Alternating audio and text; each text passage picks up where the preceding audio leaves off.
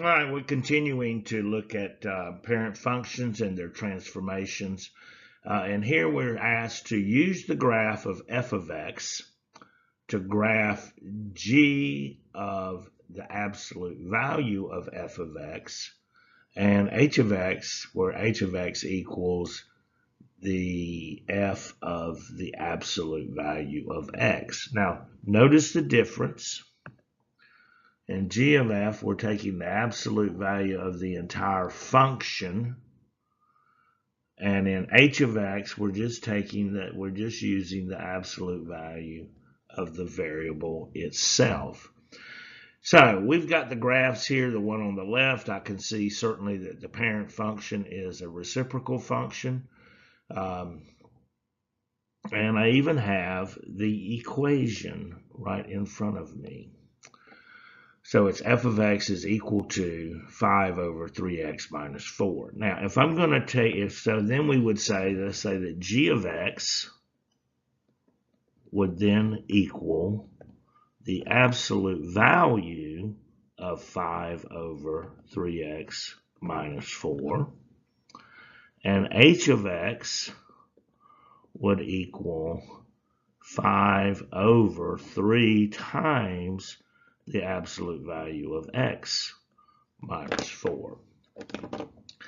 And then on the right, I can see from looking at the graph, just seeing it, that I've got a greatest integer function. It does have a dilation, a reflection associated with it. Right there tells me I've got a reflection, that negative x minus x,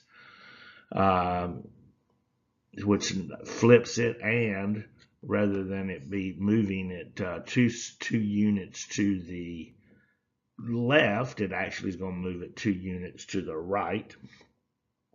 And so again, in writing this in the form of g of x, well, this would be the absolute value of 2 minus x, greatest integer function.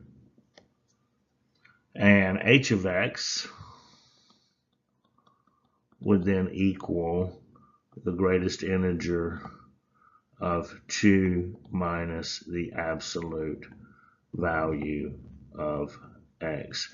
So we're going to jump over to the calculator and we're going to graph these in the form of f of x, g of x, and h of x. It'll be kind of fun to see what the differences are. All right, we're over here at the calculator and we're going to graph these as f of x and then g of x, which is the absolute value of f of x, and then h of x, which is the equal to f of the absolute value of x, and see what the distinctions are. So I'm over here at y equal, and first I'm just going to graph f of x as it was shown in the first example, which was 5 divided by 3x. And I'm going to put this in parentheses, 3x minus 4. And I'm just going to take a quick peek at what this graph looks like. It's going to be a reciprocal function, and I can see it there. And got an asymptote right there where x is going to equal 4/3, I believe. But let's go in now in the y2 field and let's graph this first as g of x, which is the absolute value of the entire function. So I'm going to hit math, go to number, choose option 1, which is the absolute, and we're going to just enter the same thing, 5 divided by, in parentheses, 3x minus 4, close our parentheses and clear ourselves of that right side of that absolute value symbol. And let's take a look, see how this graph changes as it's going to appear in red. So we can see that it has moved from the first and the third quadrant primarily to first and second quadrant. Our asymptote has remained the same, but we certainly see a difference in that absolute value. Why would that be? If I got absolute value, I can't have a negative number. Therefore, my range has shifted to where where I could have both positive and negative integers in my range. Now I can only have positive. Now I'm going to go back in here into Y3, and we're going to graph this as the the function of the absolute value of just x. So now I'm going to hit 5, and with the division symbol, and have a parentheses, and we got 3, but now it's going to be times the absolute value of x. So I go to math, number, choose option 1, put in x, clear my absolute value symbol, come back in here with -4, and close my parentheses, and this is going to appear in black. We're going to see it overlap some of the other work we've done, but let's hit the graph button. So I see that here it takes off and it makes it steep, but look right here, I actually see a third part of this graph. Isn't that interesting? And I got 2 asymptotes now, which would make sense because when I've got absolute value, I often have 2 cases. Now let's go in and graph these greatest integer functions doing the same thing. So I'm going to go in, let's see, I'm going to clear everything I got.